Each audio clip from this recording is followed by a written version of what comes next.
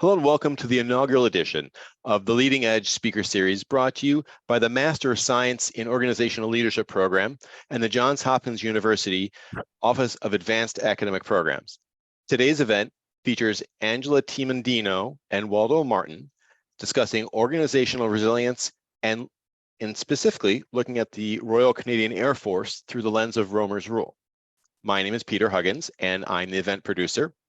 Please note, today's event will be recorded and uploaded to the AAP YouTube channel under the Leading Edge playlist. During the program, if you have any questions, please feel free to use the Q&A function and we'll answer as many questions as possible during the Q&A portion of the event. With that, I will turn the event over to the moderator of our program, Dr. Christopher Dreisbach, who is the Associate Program Director and Senior Lecturer for the Master of Science in Organizational Leadership Program. Dr. Dreisbach. Thank you, Peter. So it's my pleasure to introduce our speakers for this evening. Again, Peter already did this, but I'm going to do it again. Welcome to the inaugural webinar of the MS in Organizational Leadership's Leading Edge series. Tonight's topic is Leading Organizational Resilience, the Royal Canadian Air Force through the lens of Romer's Rule. Our speakers this evening are Dr. Angela Thieman Dino and Waldo Martin. Special thanks to Waldo for introducing Angela to us at AAP. Angela is a professor in the University of Colorado Boulder's Engineering Leadership Program, for which she taught its inaugural course in spring 2012. An alumna of the University of Colorado Boulder, Angela earned her BA, MA, and PhD in anthropology. As a cultural anthropologist, her ethnographic research is focused on youth in post-war Bosnia-Herzegovina and on African-American middle school girls in urban Denver. Previously, she served on the faculty of the President's Leadership Class, Engineering Management Program, Leeds Scholars Program, and Leadership Studies minor, and was a visiting scholar in the CU Law School. She serves on the advisory board of the Undergraduate Research Opportunities Program and especially enjoys initiating student-driven interdisciplinary research. Beyond campus, she is engaged in the board of directors and faculty of local and national human rights, development, and educational organizations, including Amnesty International USA, the Rocky Mountain Survivors Center, serving survivors of torture living in Colorado, United to End Genocide, Educate Africa, and Watson University's Global Program for Social Entrepreneurs. Waldo's one of our own, a student in the MS in Organizational Leadership. He's about halfway through the program. He was formerly the Vice President Chief of Staff at the Boettcher Foundation, where he provided strategic support for the CEO and Board of Trustees and managed the foundation's operational resources. Before joining the Boettcher Foundation, Waldo accumulated global experience in operations, team development, policy advising, and strategy formulation during a 31-year military career. He served as a strategic advisor to the commander of the North American Aerospace Defense Command, or NORAD, and United States Northern Command. And he managed relationships and information sharing systems with more than 50 national and international mission partners. From 2007 to 2012, Waldo directed multiple interagency teams and coordinated counterterrorism and aerospace defense initiatives as the Chief of Staff of the Operations Division at NORAD.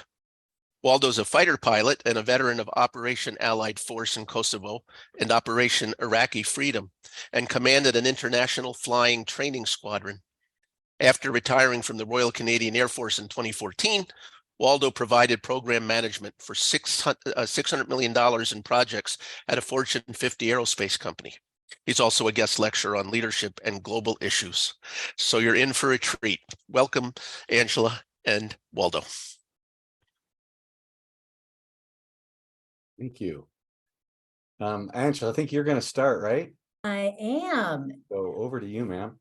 Excellent. Yes, so I am so honored to be collaborating with my dear friend Waldo Martin, and we thought that maybe a way to proceed would be for me to introduce a concept or theory, and then for Waldo to really enrich that with an illustration from his really rather extraordinary experience and expertise. And then after that, I think we'll take some questions. So I am ultimately going to explain the application of an axiom from paleontology to the challenge of leading organizational change. But I'm going to begin by by mixing my metaphors as a way of describing how I ended up plucking this analogy out of my 30-plus-year-old memory of a biological anthropology class in my undergrad days. So I teach mostly high-achieving undergraduates, most of whom would probably say that their most formidable obstacle to their effectiveness as leaders is stress.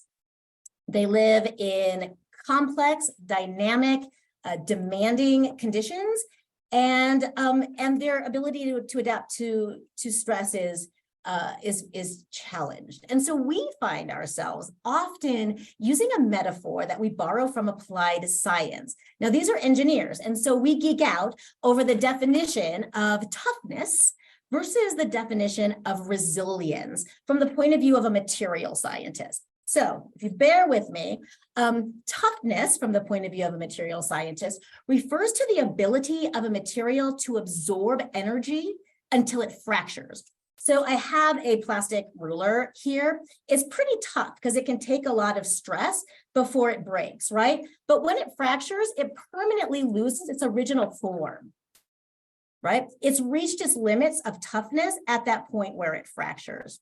Now, resilience, on the other hand, is the amount of energy that the material can absorb and still return to its original state, right? So the plastic is going to bounce back a little bit. For a plastic ruler, the limits of resilience and toughness are about the same, right? So if resilience is the amount of energy that a material can absorb and still return to its original shape, we might also want to look at something like stainless steel.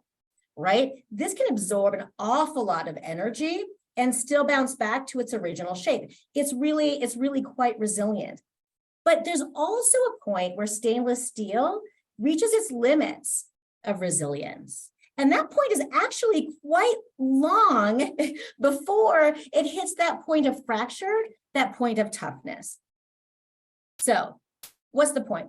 On a personal level, I think this is relevant for those of us who push ourselves to the limits of toughness, but are less aware of the limits of our resilience, right? I tell my students a lot about my observations from my time working in the human rights movement, because my colleagues and I really prized toughness, right? We could really keep working and enduring through pretty severe levels of stress.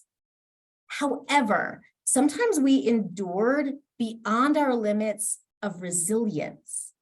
So our behaviors, our decision-making essentially became distorted. Now our self-reputation might have stayed the same. We thought of ourselves as the same people with the same values and the same virtues. But because we had reached the limits of our resilience, we had changed. We weren't the same people. We were no longer aligning with our original form. So I came to really appreciate a conception of resilience that relates to authenticity, right? The idea that resilience is about adapting in ways that retains alignment with our authentic selves. And this is where my students are going to say, like, I don't want to get bent out of shape, but how do I know what my shape is, right? I'm adapting all the time. I'm supposed to be changing all the time. I'm growing. I'm a lifelong learner. Aren't our forms supposed to change as we grow? And ultimately, how do I distinguish between authentic, adaptive, resilient change and actually becoming distorted? So this is where I pluck Romer's rule out of my memory of a biological anthropology class that I took 30 plus years ago as an undergraduate. And if my memory serves, this is what Romer's rule is about. So A.S. Romer was a paleontologist who essentially said that species evolve not from some kind of compulsion to change, but rather as an effect of attempting to stay the same. So under conditions of a changing environment, creatures adapt in order to maintain stability. They have to change in order to not change. So Romer's example would be little aquatic creatures from the time when all the animals on Earth were aquatic. How did ultimately they evolve into being critters on the land? Well, Romer would say that this happened not because these aquatic creatures wanted to leave the water, but because as the climate changed and the water decreased and the land increased, it was the critters who could somehow get themselves from one puddle across the land to another puddle who actually survived, right? Fast forward 400 million years, and it's the similar story for primates, right? Primates are living in the trees, no intention to become bipedal, but the natural environment changes, the forests thin, and now it's the primate who can get along on the ground in order to get from one tree to the next tree. That primate's going to have the advantage. So bipedalism did not result from our primate ancestors or their aquatic ancestors having this lofty aspiration to someday form a conga line, right? Paradoxically, these changes occurred as a result of attempts to stay the same. So I find this metaphor of Romer's rule to be really helpful for leaders in both personal and organizational dimensions. But I want to say I find this especially helpful only as a metaphor. The mechanism of adaptation from Romer's point of view is natural selection, right? Those aquatic critters, those primates, they weren't mindfully making decisions about how they wanted to be and what they were willing to change, right? Totally different mechanisms. But we, as human primates today, as leaders, we can make these decisions intentionally. So we can decide what we are willing to change in order for what to stay the same. So especially in complex environments and dynamic times like the ones in which we're living now, I think effective leaders are adapting resiliently, right? We're discerning what we need to change in order to sustain what we deem to be the most important for continuing into the future. So at an individual level, for example, as an anthropologist visiting a different cultural environment, I might be willing to change a behavior in order to sustain a relationship. I might change the way I normally make eye contact in order to sustain a relationship that is perceived to be respectful. Or as my institution changes, I might be willing to adapt my role in order to stay true to my values. Or as my technological environment changes, I might be willing to learn new skills in order to sustain my progress toward a particular goal. Or in any of these cases, I could make the opposite choice, right? I could choose to change the relationship.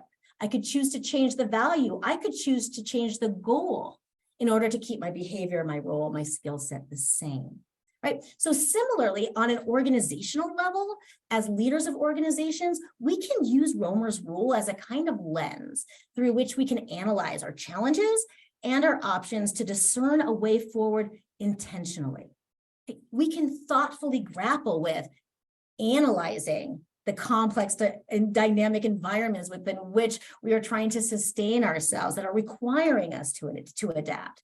We can grapple with what is it about us as an organization that is so essential that we want to sustain it no matter what. Is it our mission, our purpose? Is it our values? Is it our personnel? Is it that aspect of how we function, how we operate, how we organize our resources or our time? Is it our location? Is it our technologies? How about our infrastructure? And what about ourselves are we willing to change in order to sustain that most important essence? Are we willing to change our mission and our purpose? Are we willing to change our values, our personnel, aspects of our operations, our locations, our technologies, our infrastructure? So Waldo and I are both admire a leader who we know who runs a large firm, and their organization has explicitly articulated as part of their strategic guiding documents what they have decided will be consistent over time and what they have decided might evolve over time. right? So their consistent over time list includes things like their purpose, their mission, and a small core set of values. On their list of things that might evolve over time are things like categories of services they provide, target clients, particular strategic imperatives.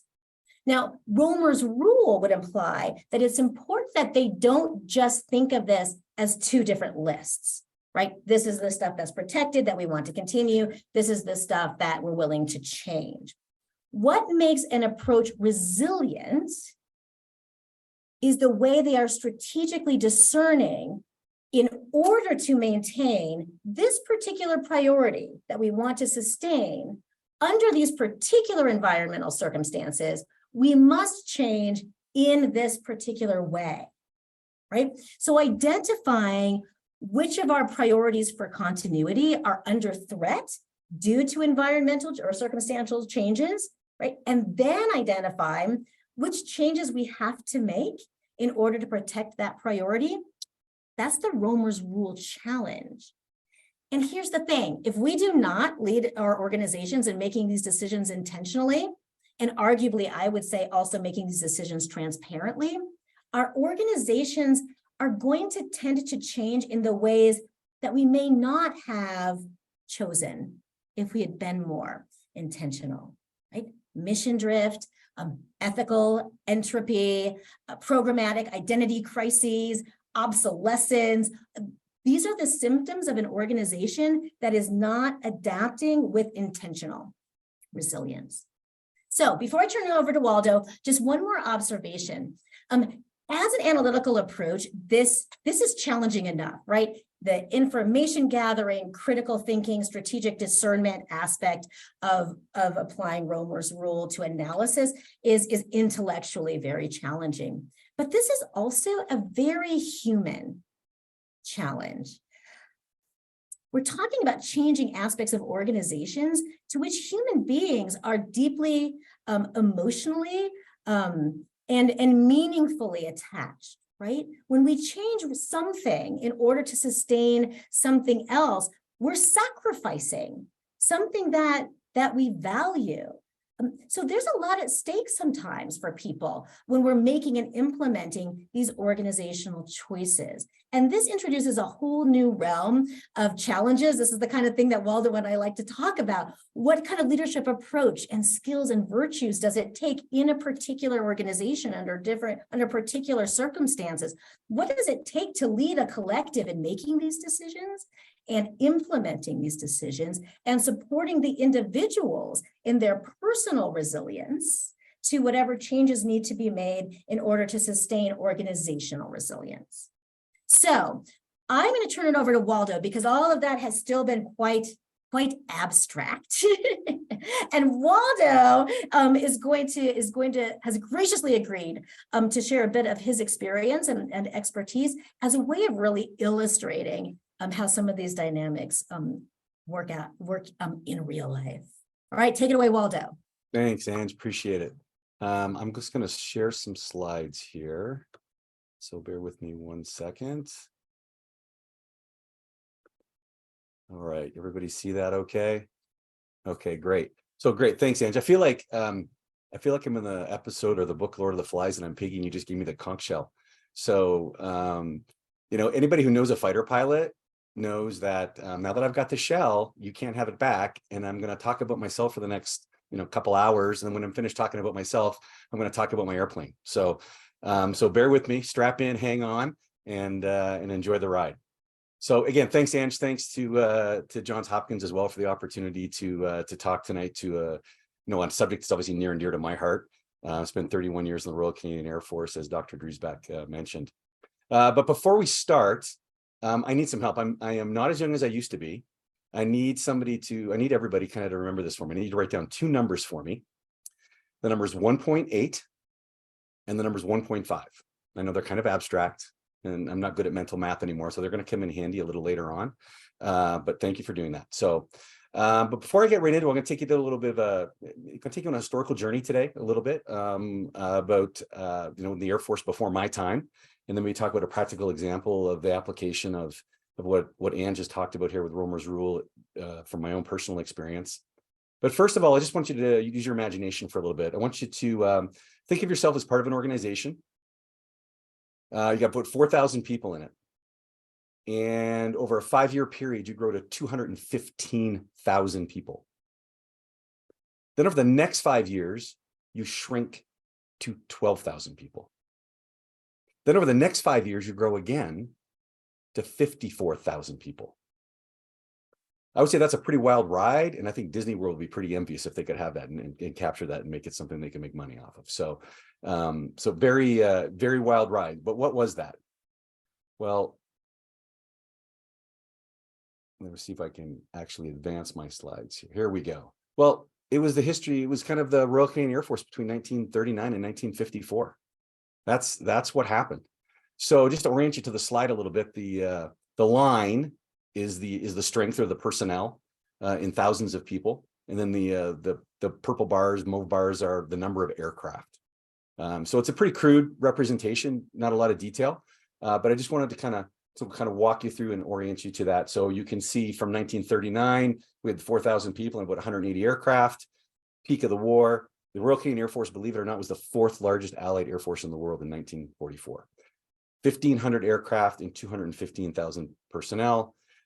Obviously, we drew down 60 aircraft in 1949, and then ramped up again in the early 1950s. We'll talk a little bit about that, with 500 aircraft and close to 54,000 personnel about that time. So I'm going to add a little context here. Alaska Airlines has about 180 airplanes. Thank God they're not flying the same airplanes the Royal Canadian Air Force was flying in 1939. Wouldn't get too many passengers to too many places. But for context, size-wise, same number of airplanes. In 1944, the Royal Canadian Air Force, both personnel and aircraft-wise, was about the same size as the combined total of Southwest and United. So pretty significant. We won't talk about 1949. That's a bit of a black spot. Move on to 1954.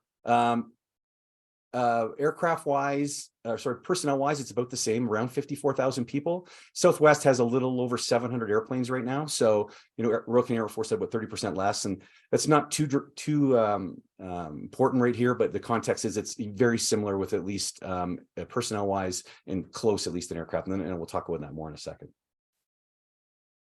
So what does this all have to do with resilience, right? Like, first of all, it's a lot of change for an organization to endure and maintain its focus, right? For one thing. Ange talked about some of the challenges that leaders face, intellectual and strategic challenges that require complex information gathering and analysis and sort of strategic discernment, right? In terms of what it means to be resilient for individuals, it's about adapting, right? In ways that can help them align with their authentic selves, as Ange mentioned. But how do we do that in the presence of these really adverse environmental conditions? So you could see there was a lot of change on that graph. Obviously, everybody's pretty familiar with the time period, 1939 to 1945, of what went on in the world. So it's pretty similar for organizations, right? So the RCAF had to adapt in some pretty adverse environmental conditions, and we're going to talk a little bit about that and some things that may or may not be obvious, right, to some of the listeners tonight. So back to the chart. Obviously, the geopolitical situation in 1939, 1945, precipitated this huge ramp up that we see in 1944, and very quickly, I might add. And then the ramp down doesn't quite do it justice. So, I think it was 1945, 1946. It's a bit of a linear graph, so I apologize for that. But it was happened much quicker than even what you see on the chart. And I think I'll just build it here a little bit. And you can see, so obviously we got World War II. So obviously some external environmental factors impacting this rapid dynamic change. Then you've got what we call demobilization. And like I said, it happened even quicker than that. And then 1949, you've got this thing called the Cold War starts. And I was going to put a break in it and then start it again. I just thought I would just leave it because I think the geopolitical situation is a little hard to describe right now. So I think what helped, the Air Force obviously continued to function. I mean, I was in the Air Force, it still exists today. I think what, when Ange talked about environmental factors and people changing, I think there's one thing that can really help organizations adapt and be resilient is if they have a really strong culture. And Professor Cross, I think you'll just love the, the conversation and the reference to Shine here in a second. But I think it'll be an effective crutch for when things get tough. If you've got a really strong organizational culture, you've got something you can lean on and lean into to help you adapt to the change. So then there was the Korean War, right? So there's the ramp up from 50 to 53. So the Air Force started ramping up again, on top of the Cold War in there. So lots of change happening. So I mentioned culture in Shine, and this is, Edward Shine's kind of the father of the definition of culture, and this is what he refers to in his complex, I think is a very complex definition of culture. But I want to highlight just a couple of points here that are kind of relevant to resilience. About solving problems of external adaptation and internal integration, right? And then it is this whole construct of accumulated learning by a group of people in an organization. And this pattern or system of beliefs, values, and behavioral norms that come to be taken for granted as basic assumptions, okay? And then eventually can drop out of your awareness. And I think that last phrase is kind of critical here. So why do I say that? So from 1953 to 1957, the Air Force, and believe it or not, from 1950s till about the 1960s, the Air Force characterized those years were called the golden years, believe it or not.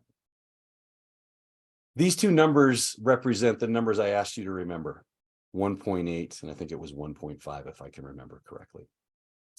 From 1953 to 1957, so that's a period of 5 years, the Royal Canadian Air Force lost 476 airplanes and 405 people to air operations.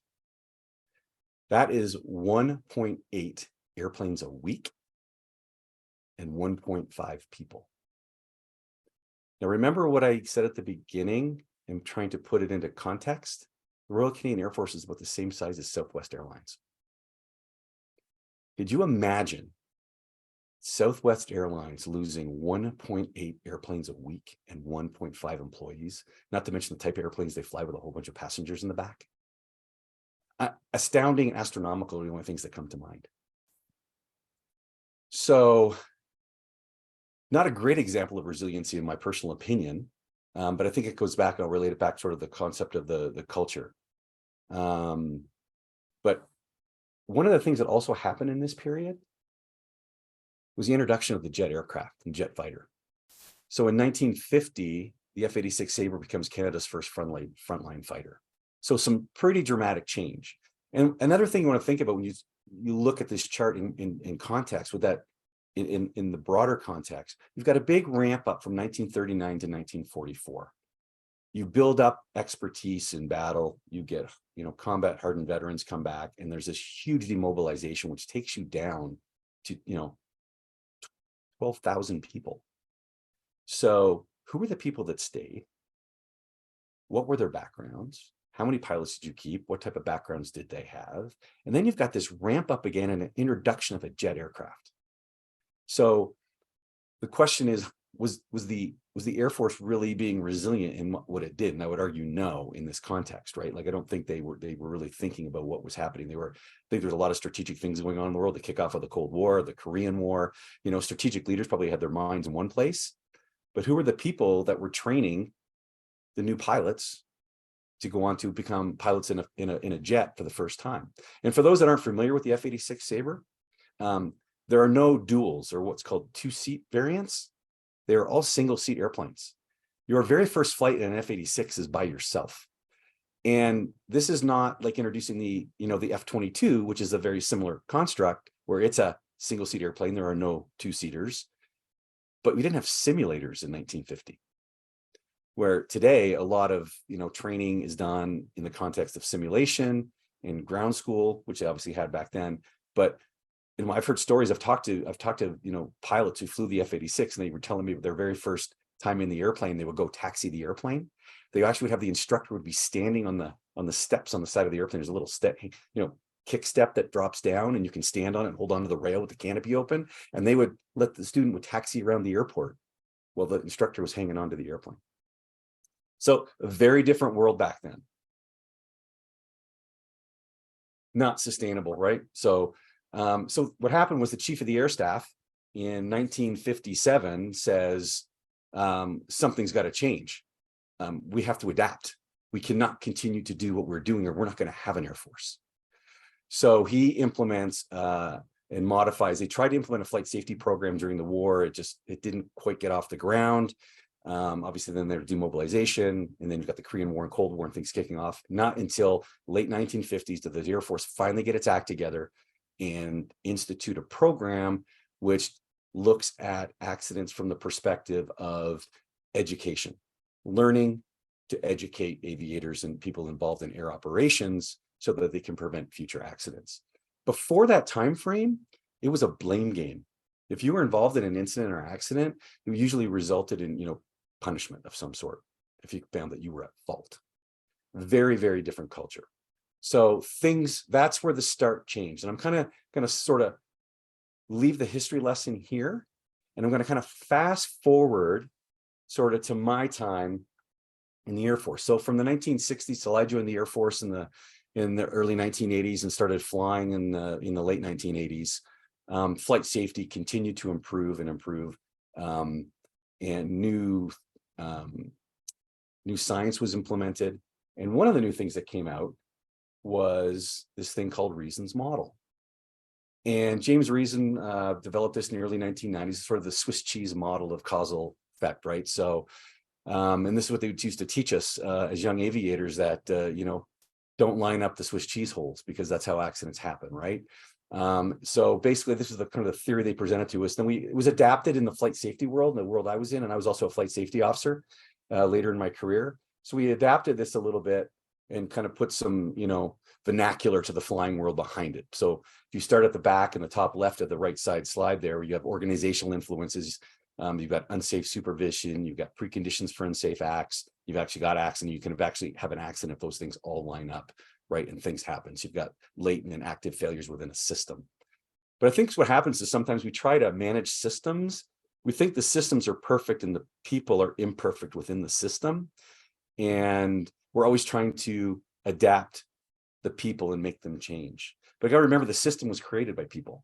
Systems are inherently have flaws in, right? And we have to think about our systems and adapting our systems constantly, and not rest on our laurels, right? So that is one of the things that I think is so critically important. So I remember being taught this, and it was great. It was a great model. It made you think conceptually about all the different steps, and from the time that you brief a flight to the time you get back and debrief a flight, all the things that can go wrong. But we talked about it in that context, but we never talked about it in the context of a system. Like, we never sat down at periodic intervals and reviewed the system and said, where are our weaknesses? Where are our holes? There were flight safety reports would get filed. Accident reports, unfortunately, would get filed, and we would review those in detail. Some board would review those and come back to us. But on the day-to-day operational aspects on a squadron, we never looked and took time to look at these things collectively to see where we were. Were we red, green, or yellow? You use that sort of, traffic light construct to see where we are, and to see, is the system, how is the system performing right now? And then how is we as individuals need to adapt within the system? Or do we need to have the system adapt for us because it's not working for us? So that was just a few thoughts there. So over time, what's happened is this concept called just culture has emerged. And the flight safety system the flight safety system over time, even when I got in, it became non-punitive.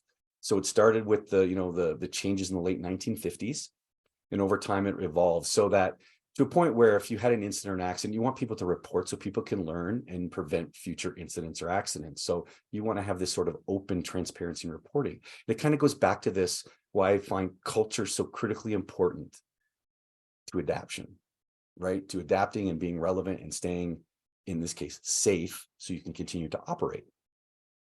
So this is sort of the current model within the Royal Canadian Air Force on flight safety.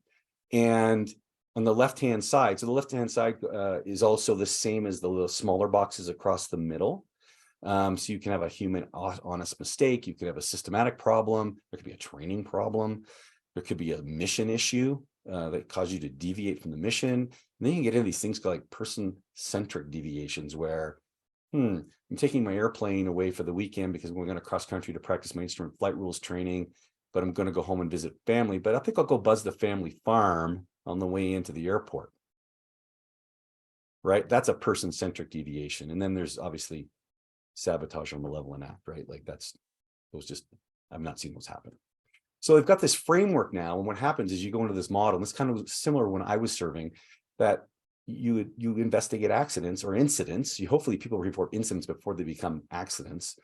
And you do it from a non-punitive perspective. And I was the flight safety officer. I used to do a lot of investigations. And the joy with this system was, and it created the culture, was that the investigation was independent of the chain of command.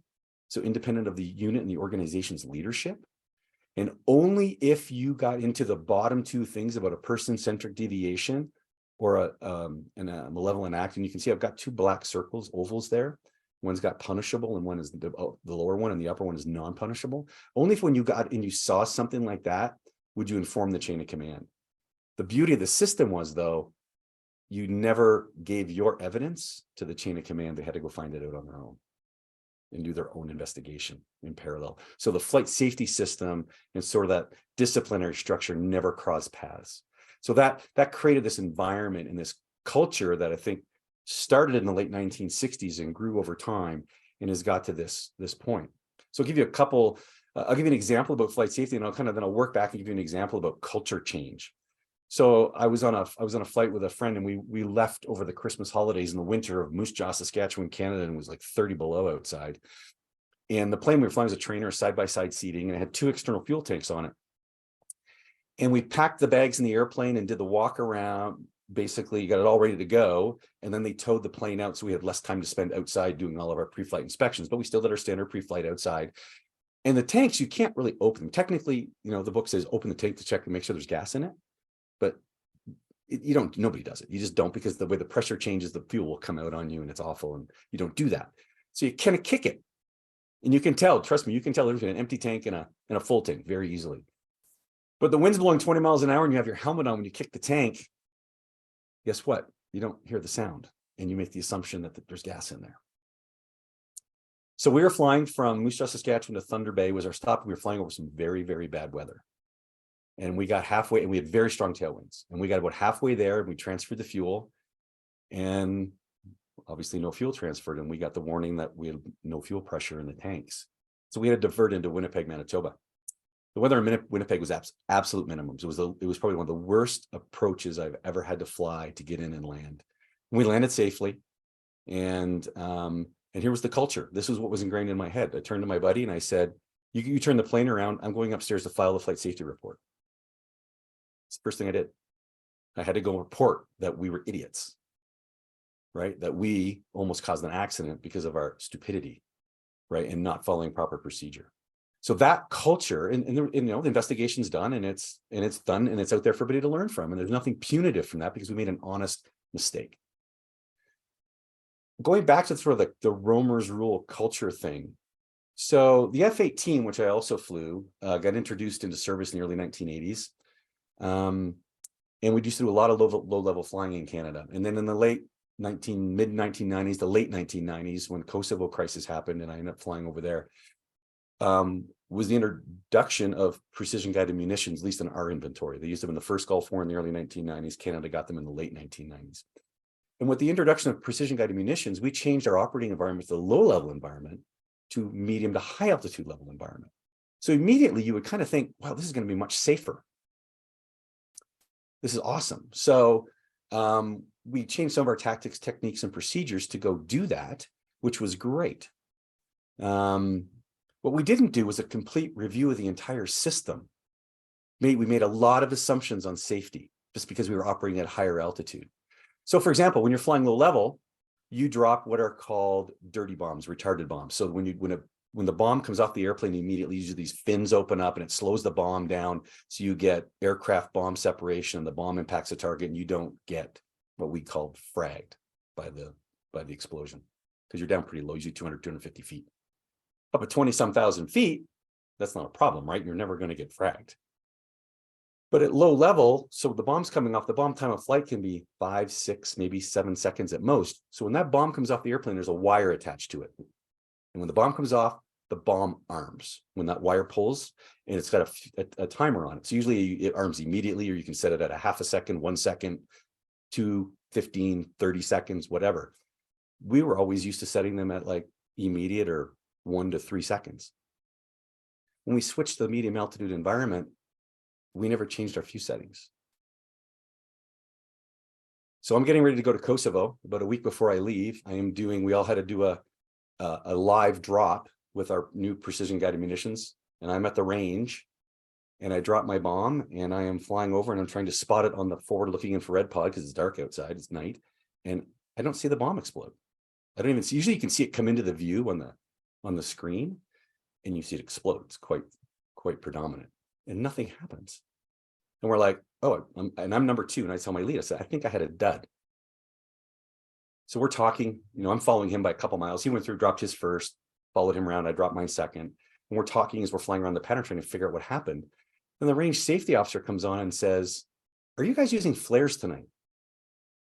And we're like, what? He goes, yeah, there was a big bright light right about the place where you should have dropped your bomb. What had happened was the bomb came off my airplane, armed in about 3 seconds and exploded. That bomb had no fins on it. It was not retarded, it was slick, which means it flew with my airplane for those 3 seconds. And the only separation between the bomb and my plane was probably due to gravity. So I should not be standing here today. The investigation revealed there is no way on earth that I should be standing here talking to you today.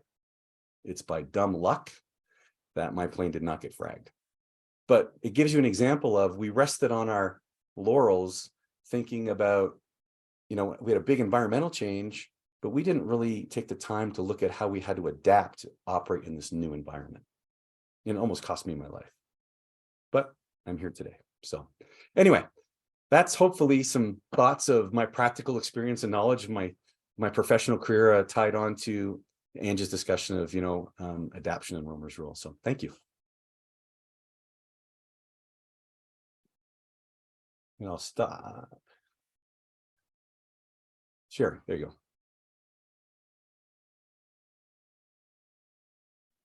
So at this point, I'd like to invite anyone who has a question for one of the presenters to use the Q&A function, which you can find down at the bottom of the screen. So if you just scroll your mouse down to the bottom of the screen, you'll get a little pop-up.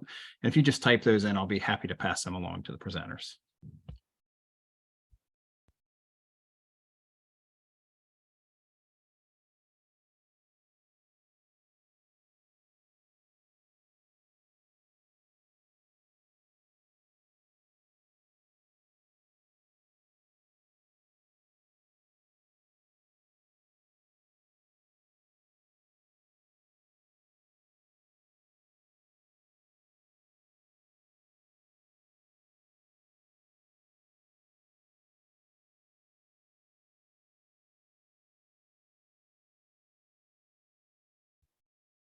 So Chris, did you just want to ask that question?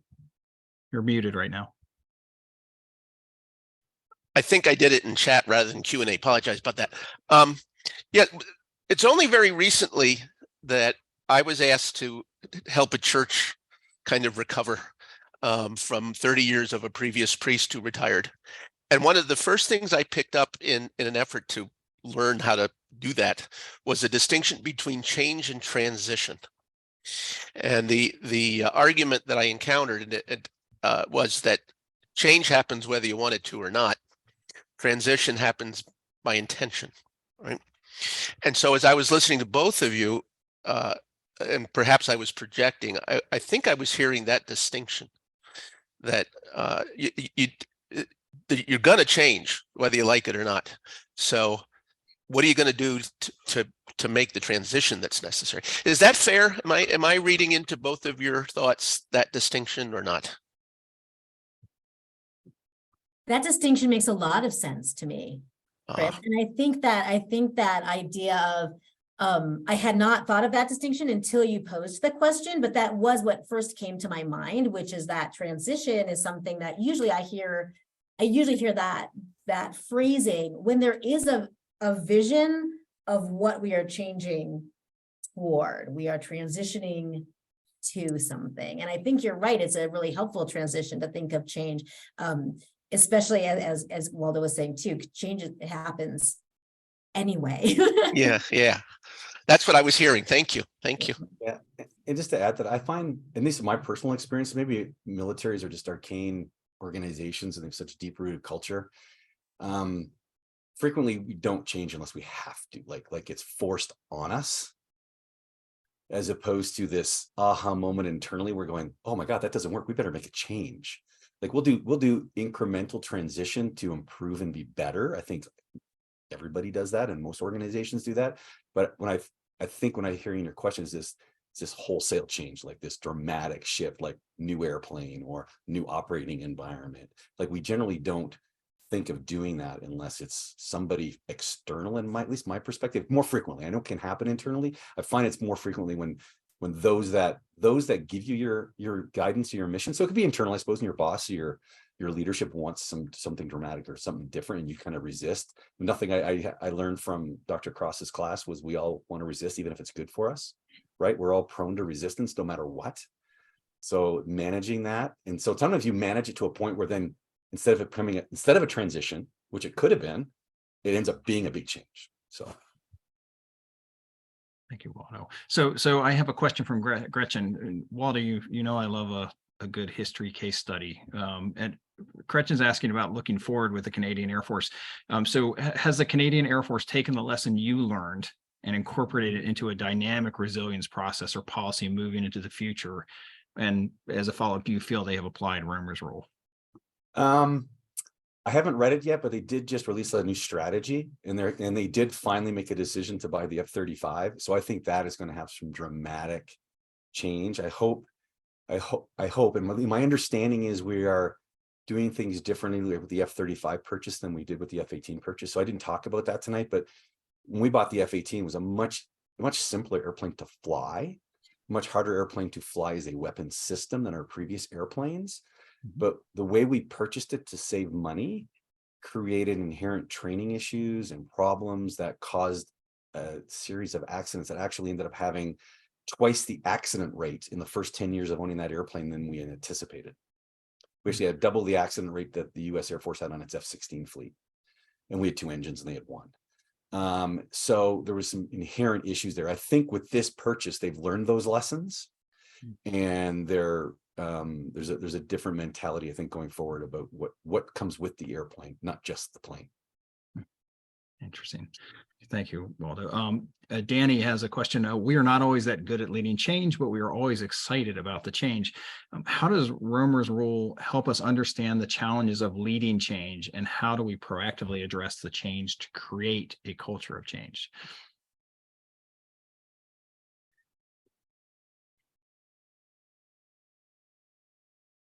Angela, you're muted. Yeah. No, yeah, I know. I'm trying to think about what kind of how we actually lead it, because we're excited about it sometimes. I think part of it is yes, there is something very exciting about a lot of change, especially to a lot of people. I think what Romer's rule helps us see sometimes is the stuff we sometimes have to change that we're not excited about. There's a lot that's attractive about the vision of, getting back to Chris's point, transition. The vision of what we could be, the vision of all of that potential is very exciting. When it gets down to the nuts and bolts of what's it going to take to make this happen? What do we have to change in order to sustain the parts that we want to sustain and also reach that vision? That's where I think it takes a special kind of leader, because it gets messy, and people get attached to the parts that they don't want to change. We kind of like to have our cake and eat it too. We want to keep all of the awesome parts and gain all of the new parts and get rid of all the other parts. And it's really hard sometimes to find consensus about what those are. So I'm not sure if I'm totally addressing that the question. But I think the answer to that, in terms of like, what does it take for a leader to do? I think Waldo's done an amazing job kind of pointing out two different dimensions. One is it takes a real systems approach to how integrated everything from purpose and operations and ideology and the spirit of things, the interpersonal, intrapersonal, institutional levels. I think doing that kind of thick analysis of the context is really important. And then there's all those people skills, listening, figuring out who gets to be involved in this decision making, what are all the quirks and details. You know, there's this really unfortunate kind of trope in leadership that there's visionary people and detailed people, and that's almost never correct. So I think in these times when we are really excited about the change, we need those visionary people who are also the detailed people to figure that out. I'm not sure if I exactly addressed that. Waldo, did you get a better sense of the question? I'm not sure I did, but I'm reading the one in the chat as well, and I think it kind of dovetails on. I think especially what I've learned working with my classmates in this program and the last organization I worked for, I really think my last organization I worked for was like the poster child for change management. And the reason why is we were exceptionally deliberate about it. Like, we quarterly blocked a minimum of 1 day. Once a year we blocked 2 days. And we got down, we did the nug work every single quarter. And I was in charge of running that process. And I could tell you, my staff, their workload was high, and they would come to me and go, "We really need to do this. There's nothing changing. Like, what's going on? What do we have to do this for?" We have to, it's got to be in your DNA. And if it's not in your DNA and you don't continue to do it, that's when you miss the signals, in my opinion, that can make it more transitional and less sort of deliberate, required change in the end. If that helps. I think so. Anyway, and this is a somewhat related question from Amy, might be a good follow-up. So how do leaders communicate to individuals in their organizations that some aspect of the culture or the organization must remain the same versus a similar kind of, a communication that says, "Oh, we need to utterly change the paradigm." And so I think that you partially answered the question in your last, but if you have anything to add to that for Amy, I'm sure she'd appreciate it. I think I'd go back to the organization Angela mentioned that we both know about, where they are very much a values-based organization, and there are non-negotiables with respect to how they live and operate.